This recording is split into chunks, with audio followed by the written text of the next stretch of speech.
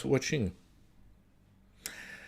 Good afternoon in Italy and as well in Zambia. Today we have two teams who will be competing on a topic which is connected to space law. And this is the day 2 match of the group phase. We are in the group F, and we have the University of Bologna on one side and the University of Zambia, who have this match because, it is time for them to as well debate on this topic.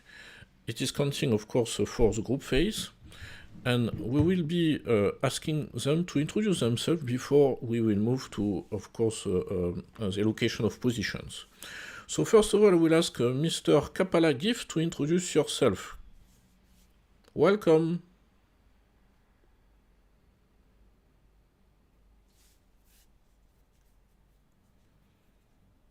Good afternoon.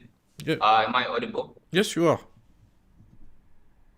All right, thank you very much. My name is Kapala Gifts. I am a third-year law student at the University of Zambia, and I'm looking forward to an amazing debate. Thank you very much. Thank you, and welcome. We have as well Mr. Molinelli Gonzalez. Welcome. Good afternoon, everyone. Jose Molinelli in representation of the University of Bologna. It is truly an honor to be here. Thank you very much. We have as well Bonda Bisalom in Zambia. Welcome. Thank you very much. Good afternoon to everyone. My name is Bandu Bisaro, and I'm a fourth-year law student at the University of Zambia, and I'm looking forward to a wonderful debate. Thank you. Thank you very much. Welcome. We have as well Gulekan Ildis. Welcome. Hello, everyone. I am Güleycan, and I am master student at University of Bologna, and it's so glad to be here. Welcome. Thank you. We have as well Musanda Teddy in Zambia. Yes, thank you very much. My name is Musonda Teddy. I'm a final year law student at the University of Zambia. I'd like to take this opportunity to thank the Codex Foundation for this. Thank you. Thank you very much and welcome. And we have Mr. Mahmoud Bayramov in Bologna. Welcome. Thank you so much. First of all, hello everyone. I'm Mahmoud Bayramov, first-year master student at the University of Bologna. Very glad to be here. Thank you.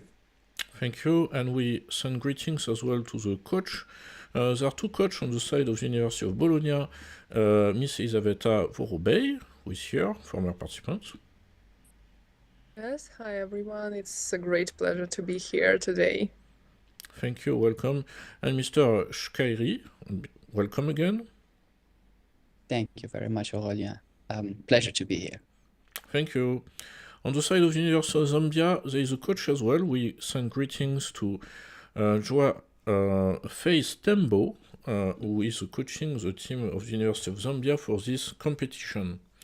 So the topic which was sent a week ago to the two teams is the expansion of private military and security operations in outer space requires urgent international legal regulation. So now I will share my screen for the allocation of positions, and we'll know which team will be in favor, which team will be against. So normally you should see a wheel with the double flag, Italian flag, Zambian flag, and as well logos of the institutions. And there is two chances, one chance to be in favor of the motion, and one chance to be against. The team will be in favor, will be starting the match with the first introduction.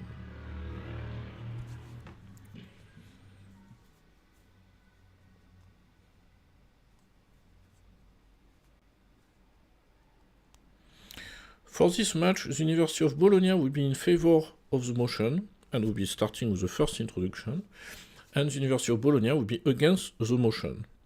So it means concretely, the University of Bologna will be defending the position that the expansion of private military and security operations in outer space requires urgent international legal regulation, while the University of Zambia will defend the position that the expansion of private military and security operations in outer space does not require urgent international legal regulation. So now you can review your notes during 5 minutes, and then we'll be starting with the introduction by the University of Bologna.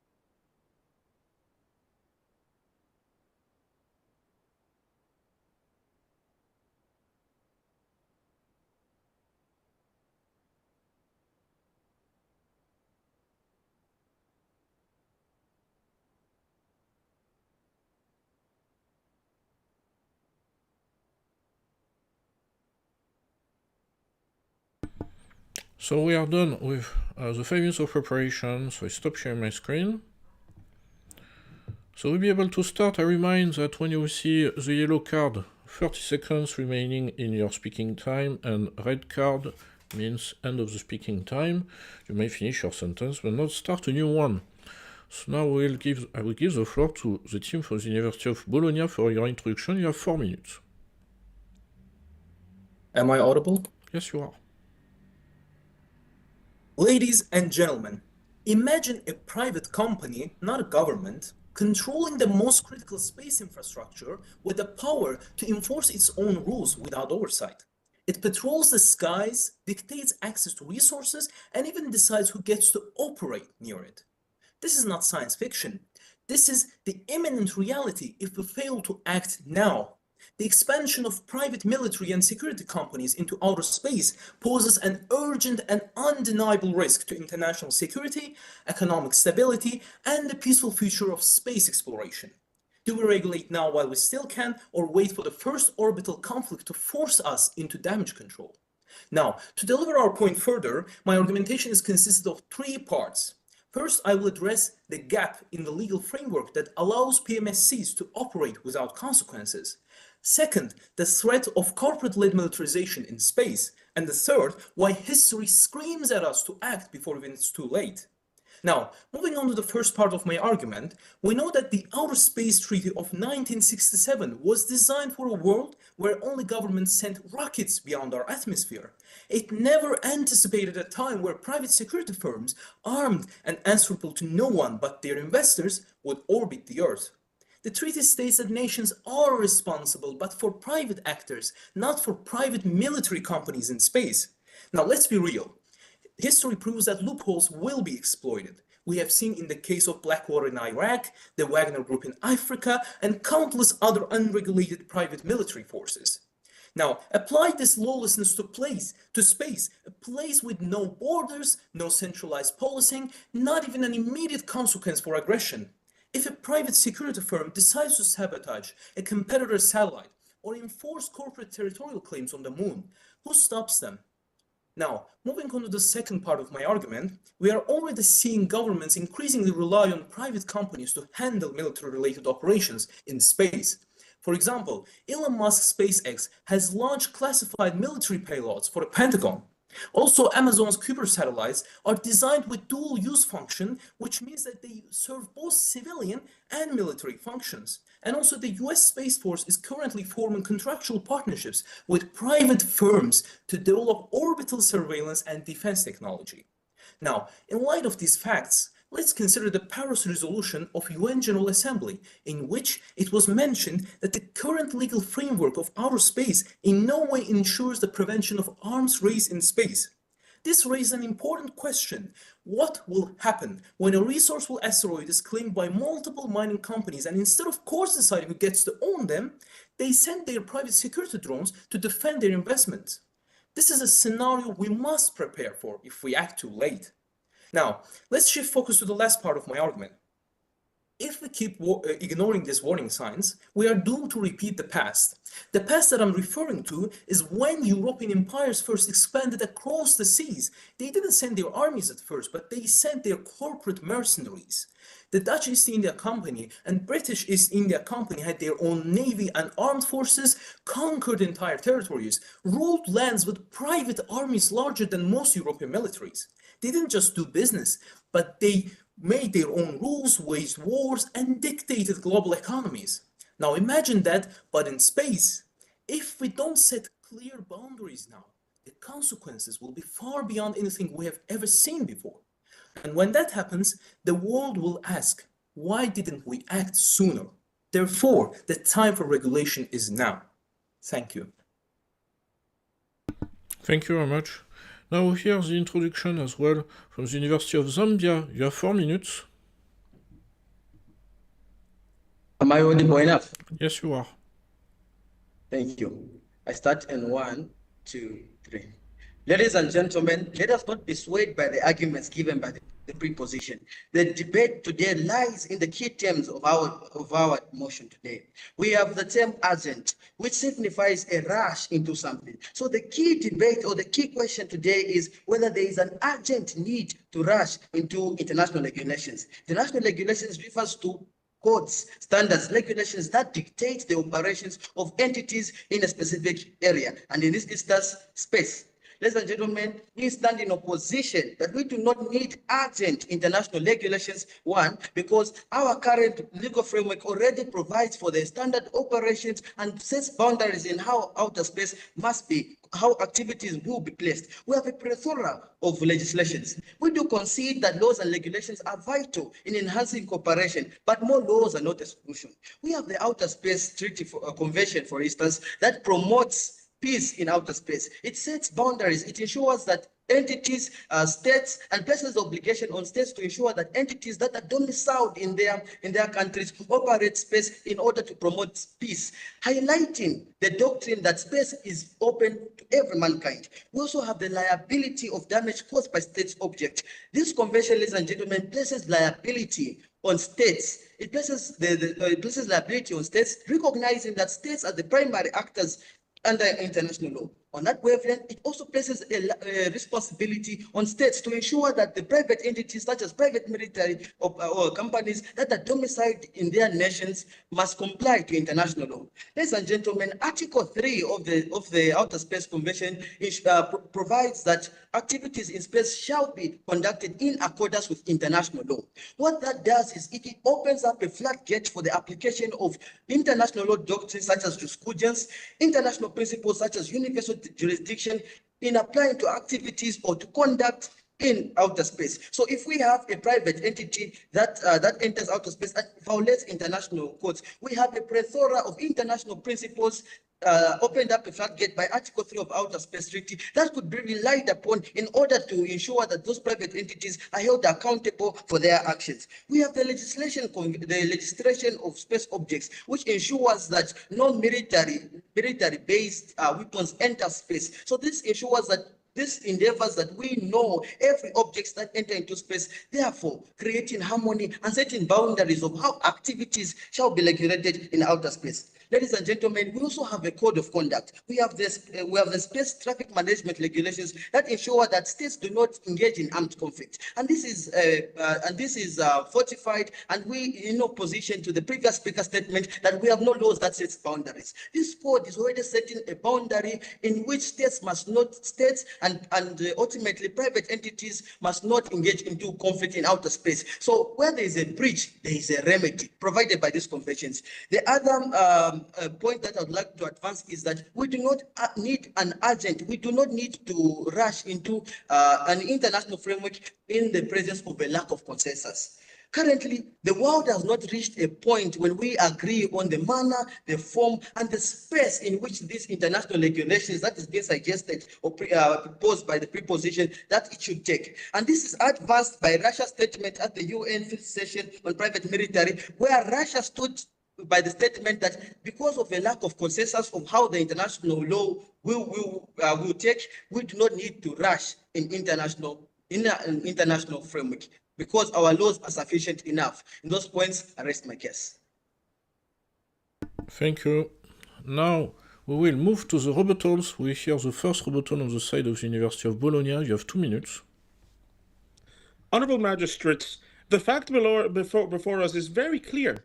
There is a factor and a question of whether or not the current treaty frameworks, internationally speaking, suffice to address the imminent danger of private intervention in spatial military affairs.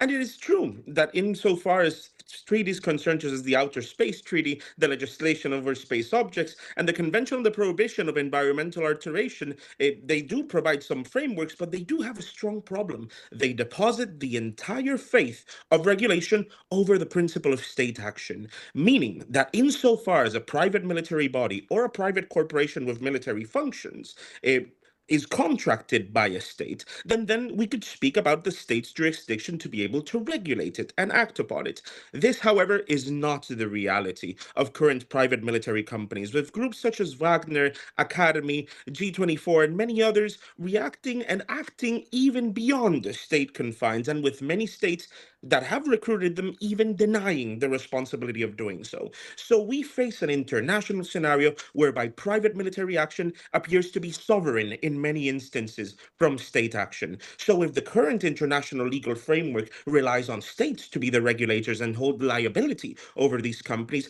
how can we expect to do that if these private companies operate beyond the framework? Ladies and gentlemen, we're not rushing into regulation. The problem, if we do not regulate, is rushing towards us. And insofar as the international framework relies on state action, we cannot expect to hold accountable what is obviously a gap in the international law, which is the consideration of direct liability upon private military companies and private corporations in a context where they face no restriction whenever they manage to escape the boundaries of having a flag over their actions. Thank you very much. Now we hear as well the first rebuttal on the side of the University of Zambia. You have 2 minutes.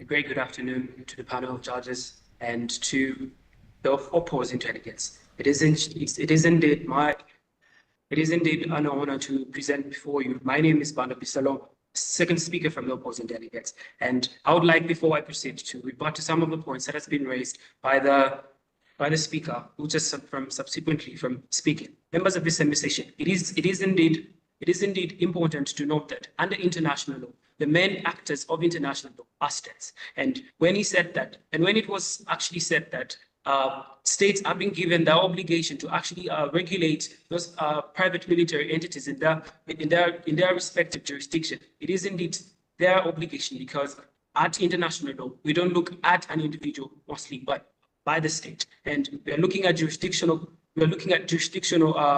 authorities that are given to states and the obligation that are given to states by the UN.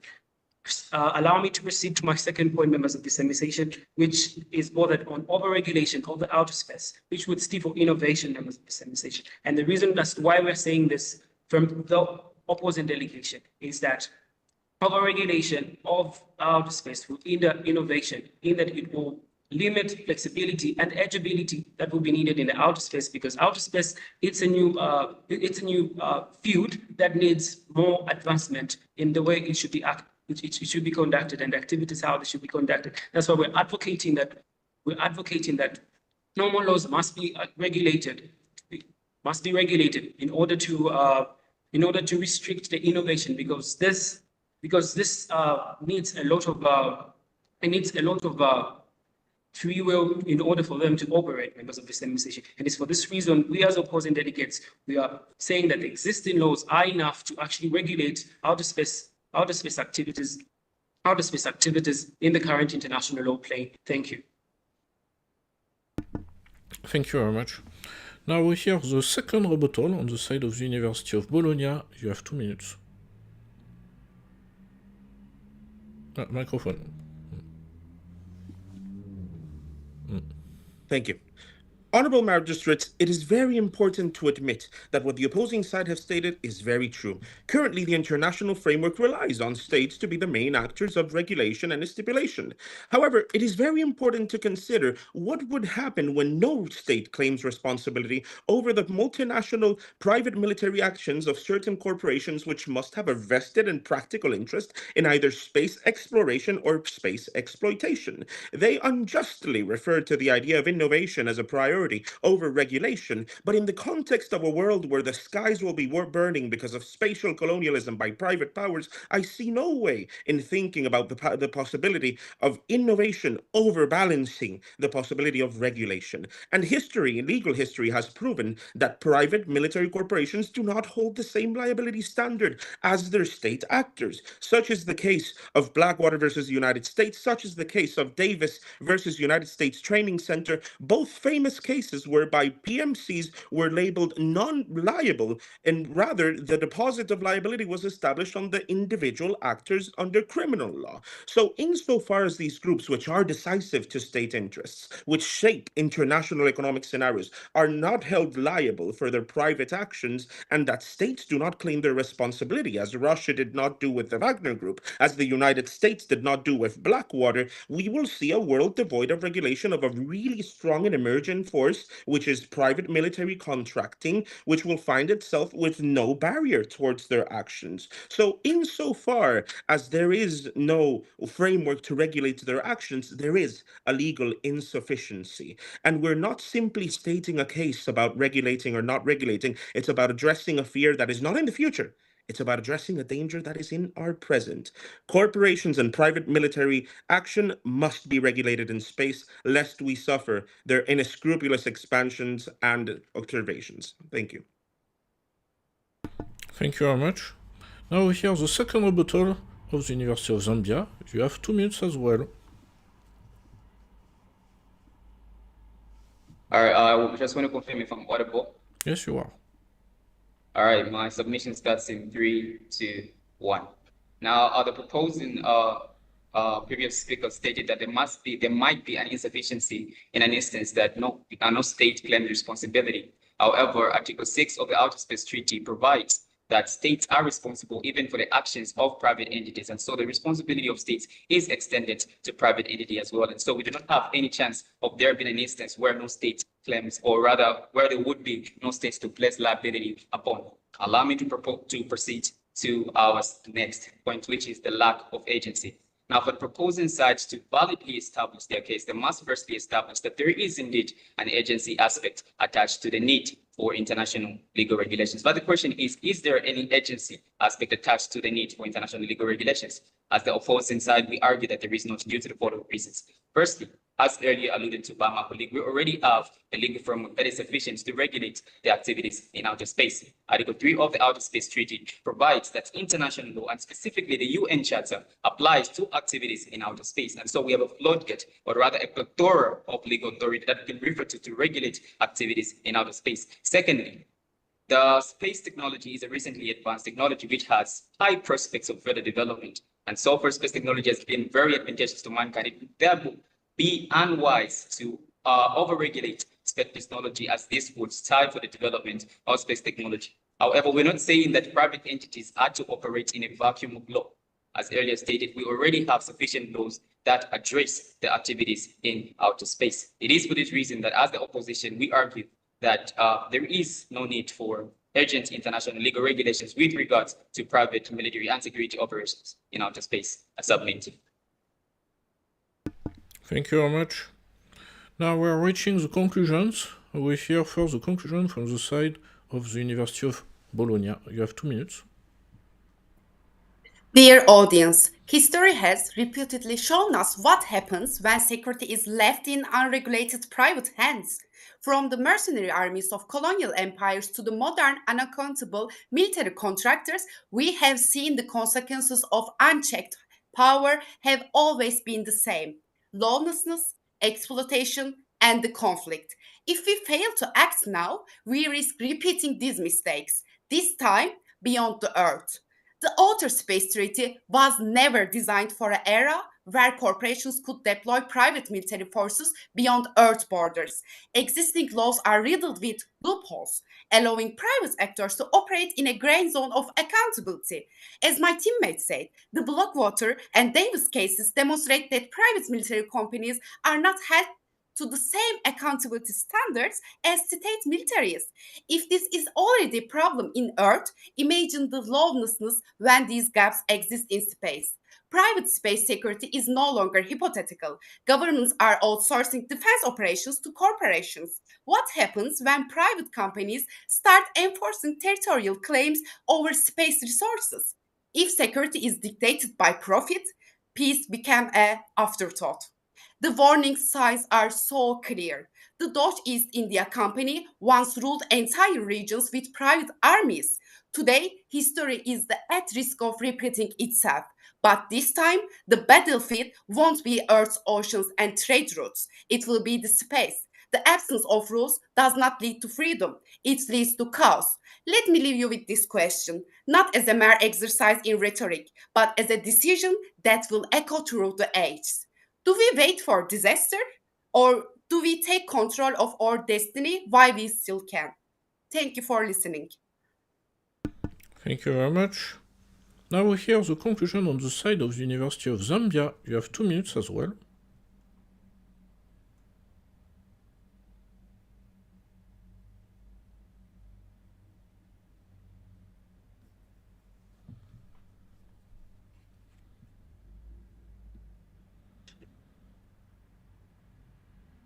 Am I audible enough? Yes, you are. Ladies and gentlemen, let us not be dissuaded by the argument given by the preposition. The argument here is not whether there is a risk of war, whether there is a risk of disaster, but the argument is whether the law that is put in place has sufficient mechanisms to counteract those risks. We stand by the position that our current laws give us enforcement mechanism.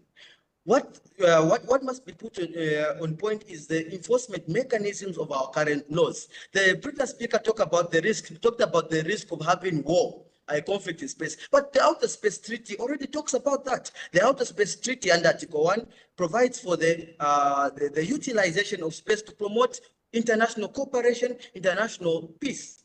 So here we see that where a private entity would violate that, then they have violated an already existing law. Then what our current laws already do is place an obligation. We recognize that states are the primary actors. States are the primary actors in international law. So states have the responsibility and bear the primary objective to ensure that private entities that are domiciled in their home countries oblige to international principles. As earlier stated, when we have more laws, we risk stifling innovation and exploration of outer space. Make no mistake, we already have laws that govern the activities of private entities through national legislation. Our current laws places an obligation on states to ensure that they put in place national regulations. As a keynote example, the United States has the NASA Act, the National Space Policy, that ensures that private entities such as SpaceX must comply to international law obligations, taking cognizance of the fact that if SpaceX, for example, which is a private entity, breaches international law, then the state, which is United States, will be held accountable. So national laws are already there. So if we bring an international legal framework, we risk undermining the sovereignty of states. I rest my case. Thank you very much. So we heard both conclusions, so it means that from now you are not under evaluation by the judge. So you can all come back, thank you very much, and now we are in the post-match phase in the session. I will ask for your impression on this match, on the topic, the preparation, the performance of both teams, and then after that we'll do a bit of networking and we'll be done with the session. So I will give the floor first to Mr. Molinelli Gonzalez. What did you think about this match and the performance of the two teams? Thank you very much, Aurélien. It's really an honor to have the opportunity to compete with our colleagues. It was really amazing to see how you mobilized both a really strong hold over references and as well litigation. So I send you my respects, complimenti in Italian, and I hope that we'll have the chance in the future to meet in international forums and hopefully be on the same side, not on opposing ones. But at any rate, it is truly an honor, and for me, I have to say that regarding our preparation, our team, we usually practice sometimes, we share some research notes. In this one, we had a bit of a debate because maybe there's a bit of a generational divide in my case of the issues of technology, but I learned a lot studying for this case. So I am very happy to have had the honor to participate in this round. Thank you very much. Mr. Capella Gift, what did you think about the match? Am I audible? Yes, you are. Okay, the match has been amazing, and personally, I have learned a lot from the debates, especially considering that the area of law is something that we don't come across on a daily basis, and I got to actually learn a lot, and I've actually enjoyed the debate very much. Thank you very much. Thank you. Now the floor is for Ms. Gulekan Ildis. What do you think about the match? It was so great match. I felt really excited when I listening my colleagues, also the other team. They had a great performance. Congrats for them. Really, it was so inspireful. And as a preparation time, we had also discussion about space law too much, but it also improves our perspective, I guess. It was kind of hard to prepare for space law because yeah, it's space law we already know, but when you get too much deeper, the topic is so kind of giving too much confession. That's why it was hard, but it was so great match and it was good preparation. Thank you very much. Teddy Musonda, what do you think about the match? Yes, thank you very much. Well, the good thing of preparing for both sides is that you kind of know what points, what is the strong arguments and whatnot. And really, it was delightful to see how they even, argued the points that we saw coming in different dimensions and whatnot. So it was it's a good team. Thank you very much for this opportunity. And we hope for the best. Thank you very much. Mr. Mahmoud Bayramov, what do you think about the match? First of all, I would like to start by congratulating the opposing team. Wish you very good luck in future. Regarding the topic itself, I would like to say I really liked it because space law does not have a lot of sources to refer to or rely on. That's why you have to use your own analytical thinking and legal reasoning. And in that case, you really show if you are a good lawyer or not. That's why I like this topic absolutely. Again, wish good luck to the opposing team. Thank you so much. Thank you. And Banda Bisalom, what do you think about the match? Thank you very much for this opportunity. Well, the match was really wonderful. Got some points that we also saw coming, and it was wonderful interacting all the points that we actually saw coming, and it was really educative. And it being a new area of law, we really enjoyed. And thank you very much. And big thank you to the other team. Thank you. Thank you very much. Now the floor to the two coach in the room. So give the floor to Mr. Saladin Shkairi. What do you think about the match? First off, it was a great match. So congratulations, both Jose Gulechan and to the team from the University of Zambia. The dance back-to-back in itself speaks for the preparation of both teams. So it was both entertaining and also educational because I myself learned a lot because in my knowledge, this is a very tough topic and they managed it very, very, very well. So. Thank you. And Miss Vorobey? What I can say is that I totally agree with my colleague because this match highlighted a lot of quite interesting topics regarding the space law and approximate topics. It was new, it was educational, it was really interesting, and I am really grateful for both team.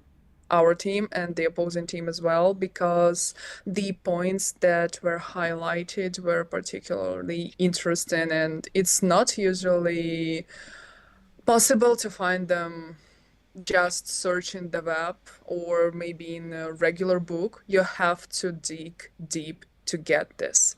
That is what I like about these debates. Thank you very much. So now we are in the last part of the session. So we'll have two questions. I will give the question to each team successively. The first question is, have you watched a match from other teams?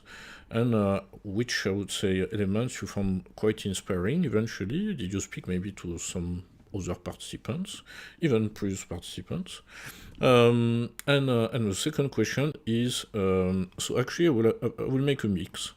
So if you have the opposing team coming to your city, what they should visit and see and drink, etc. And the second question, would you like to thank someone who is helping you, supporting you, or maybe a group of persons at the university in your family? So yes, so these are the two questions. So I give the floor first to the University of Zambia. Did you watch other match, and who do you want to thank, and what the team from Italy would need to visit the first time they come to Lusaka.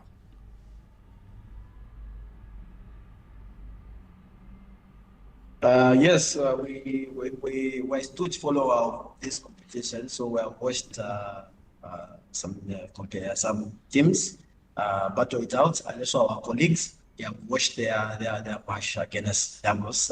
We entertained, and congratulations for your victory there.